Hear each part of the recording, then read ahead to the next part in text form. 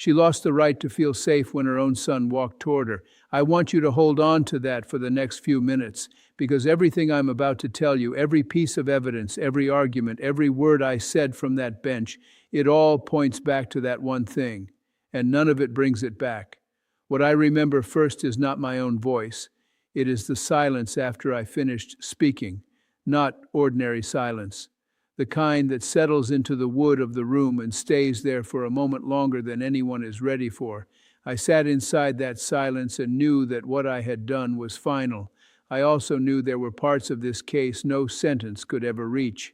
Before I tell you how I got there, I need to tell you about her. She was 70 years old. Her name was Elena Morales. When she walked into my courtroom, she did not look like someone asking to be rescued. She looked like someone who had spent years making sure other people were comfortable first. Even with a bruise fading yellow along her left cheek, she entered as if her first duty was not to trouble the room.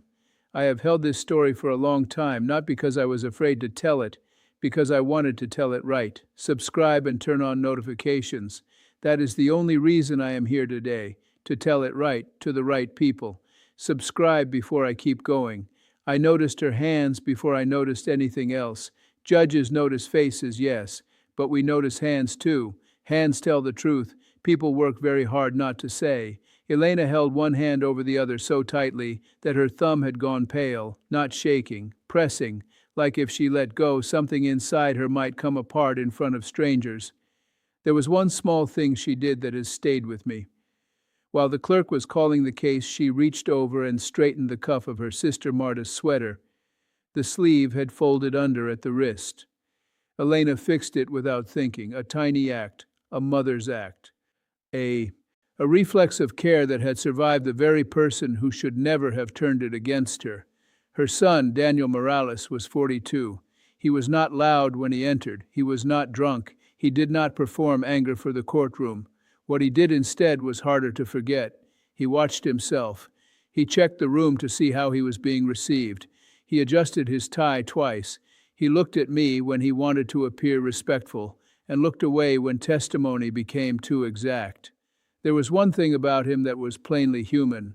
When his mother coughed during the first part of the hearing, he turned toward her before he caught himself.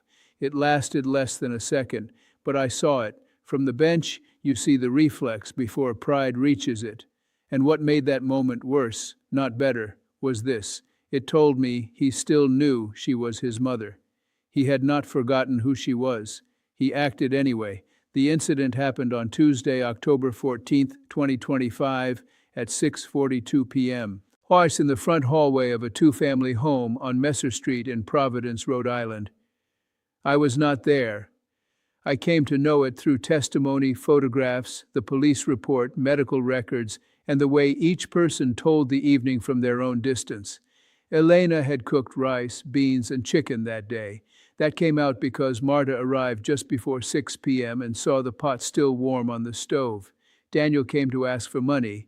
That was not disputed. He said he needed $300 for a late car insurance payment. Elena said she did not have it. She had $84 in a white envelope in a kitchen drawer for groceries and blood pressure medicine. Daniel said, "You always have money when it's for you." Said, flat, not denied later.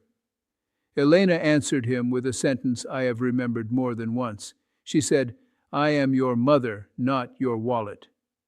It was not a line prepared for court. It was the tired truth of a woman who had said some version of that sentence too many times before. Marta testified that Daniel followed Elena from the kitchen into the hallway.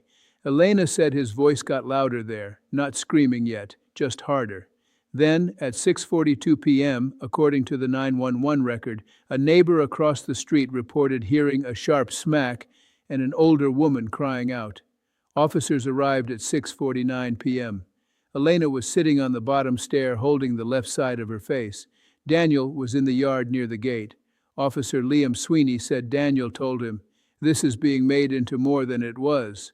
I want to ask you to subscribe before I go further, and I want you to know that I do not ask lightly. What comes next in this story is the part that cost me the most to say out loud. Subscribe. Stay with it. People think the law begins when the shouting ends. It does not. The law begins when someone writes the shouting down. What crossed my desk first was paper. Complaint, affidavit, emergency no contact order, intake notes, and photographs stapled badly enough that one corner had curled. The paperwork called it domestic assault on a person over 60, disorderly conduct, and witness intimidation because of what came later on the phone. Most people do not know this, but intimidation does not need to arrive as a threat in a raised voice. It can come dressed as family. It can sound gentle.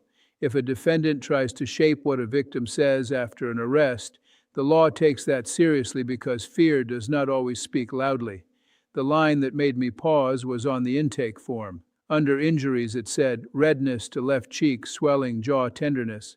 Under victim statement, it said, does not want him jailed, wants him to stop. That sentence showed me the gap between what the law could name and what had actually happened. The law could name the slap. It could name the injury. It could not fully name what it means to become unsafe in your own hallway. I can sentence a person. I cannot give someone back the version of home they had before. On the morning of the hearing, I watched them enter from the bench. That matters because where I sit gives me angles no one else has.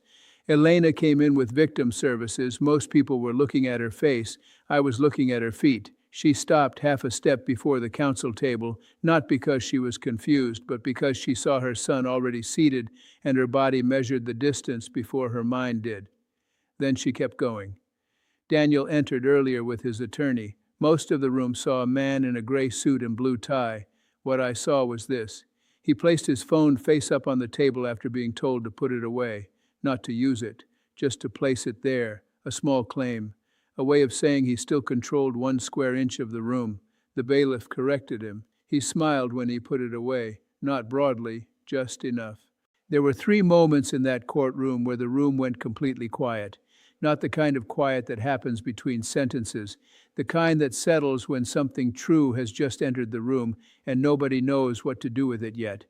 I'm going to tell you about all 3 of them, because if you understand those silences, you understand the case. Before the first silence, the prosecutor laid out the basic facts: date, time, place, relationship. The photographs were marked. The urgent care record from 8:03 p.m. was entered. Officer Sweeney testified first. Clear, steady, not trying to persuade beyond what he had seen. Marta testified next. She said Daniel asked for money. Elena refused. And then he said, after all I do, you can't do one thing for me? That sentence carried the order inside it. Care owed upward forever. Gratitude demanded on command. Then Elena spoke. Silence 1 began with a breath that did not come all the way in. She looked at me once, then at the edge of the witness stand. The prosecutor asked what happened after Daniel followed her into the hallway. Elena said, he looked at me like I was in his way. Then she said, and I knew before he touched me that he had decided I was not his mother in that moment. The room went quiet for about 6 seconds. I know because I felt each one of them. No paper moved, no cough. Even the court reporter paused half a beat. The silence after pain is one thing. The silence after recognition is another. What entered the room in that moment was not only that she had been struck, it was that she had watched the choice arrive before the hand did. When the prosecutor asked her to describe the contact, Elena said, he slapped me hard across the face. I lost my balance and hit the banister with my shoulder. Said, nothing added, no appeal. After silence 1, I understood something the file alone had not shown me clearly enough. This was not sudden confusion. There had been a pause before it, a looking, a deciding. The defense cross-examined carefully. Counsel raised inconsistency about whether Elena was fully in the hallway or near the kitchen threshold. Counsel noted there was no broken skin in the photographs. Counsel raised Daniel's recent job loss and the possibility of reflexive contact during a tense family argument. I listened to all of it. That is the work, not waiting to speak, listening until the argument has had its full chance. At recess, Elena took a folded tissue from her handbag and held it without using it. Then she folded it again, along a line already pressed into it. I still remember that. Some people cry in court, some do not. Some people arrive already arranged around the effort not to. Subscribe before I go further, I have more to tell. And the more I tell, the more it matters that someone is listening. Subscribe and turn on notifications, then let me continue. When Daniel took the stand, the room changed. Not loudly, but it changed. He sat straight. He kept one hand flat on the rail of the witness box as if steadiness itself might become evidence. His attorney led him through his job history, his money trouble, and his claim that he had been trying to have a difficult conversation with his mother. He said he had not intended harm. Then he said the quiet wrong thing. He said, "I only touched her to get past her." I wrote it down. I looked at it for a long time before I moved on to the next page. That sentence carried more than he meant it to carry. It did not help him that he said only. It did not help him that he said get past her. It told me he still saw his mother as an obstacle in that moment. A 70-year-old woman in her own home reduced, in his language, to something between him and what he wanted. The defense came closest to giving me real pause when counsel said families do not always break cleanly enough to fit into neat courtroom boxes. That is true. Counsel also pointed out that Elena did not want jail and that trauma inside a family can leave memory uneven around the edges. I considered all of that seriously, but then the call recording was played. At 9:18 p.m., after his arrest, Daniel called Elena from the holding area. The call was brief. He said, "Tell them you got scared and said it wrong." He said, "I was upset, Ma, you know how I get." Then he said, "Don't let strangers decide what happens to me." That was the sentence that tried to sound tender and only made the room colder. In trying to sound close to her, he revealed how fully he believed her pain should bend around his consequences. A neighbor, Harold Benton, age 63, testified that he saw Daniel leave the house fast, stop near the gate, and say, "Now look what you made me do." It was not a large line, but I wrote it down in my own handwriting because I have heard that shape before. Responsibility carried outward, never inward.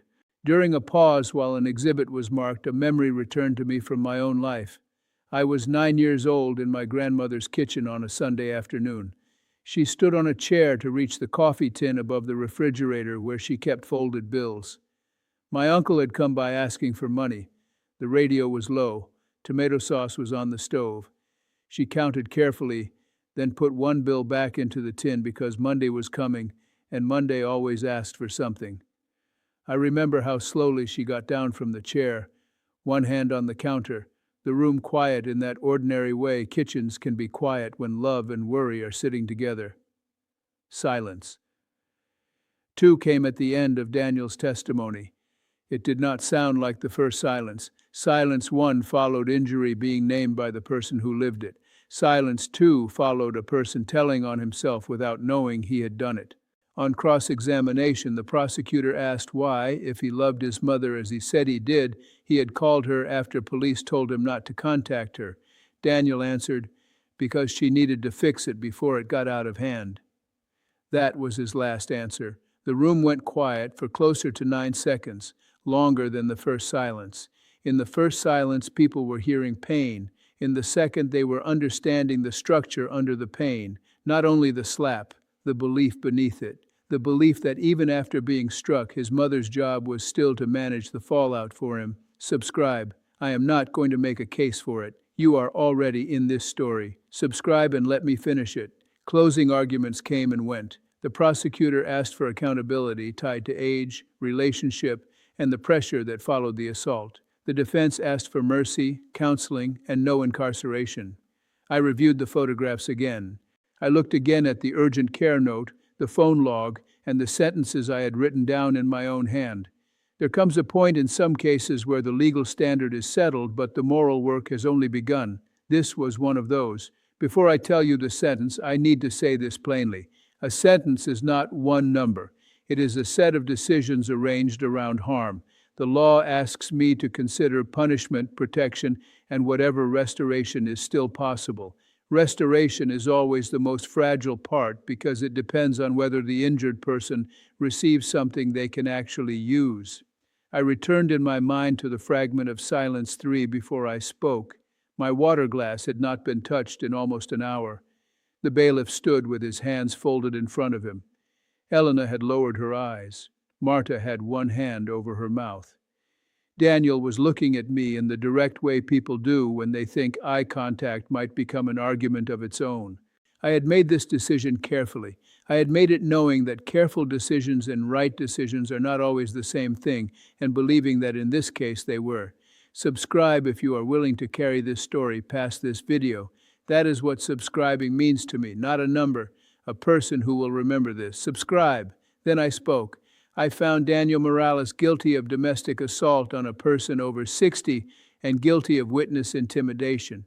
I dismiss the disorderly conduct count as merged for sentencing because the law does not punish the same act twice under different names.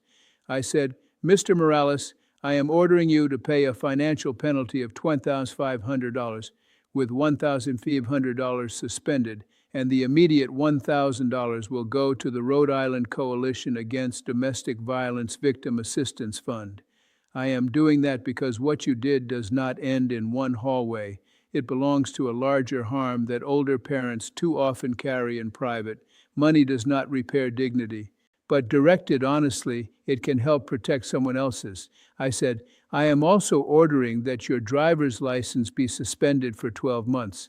During that period, you will not drive yourself to work, social visits, or errands as a matter of convenience. I am imposing that because freedom of movement is still freedom, and I want you to feel in plain terms that freedom is not a thing you can take for granted after you have made another person afraid in her own home. I said, I am ordering 180 hours of community service at St. Anne's Senior Support Center, assisting with meal delivery, escorted errands, and property maintenance for older residents. Not because service erases what you did. It does not. I am ordering it because your offense was against age, dependence, and trust. The work must place you near the kind of care you failed to show. Then I paused. I said, and there is one more thing.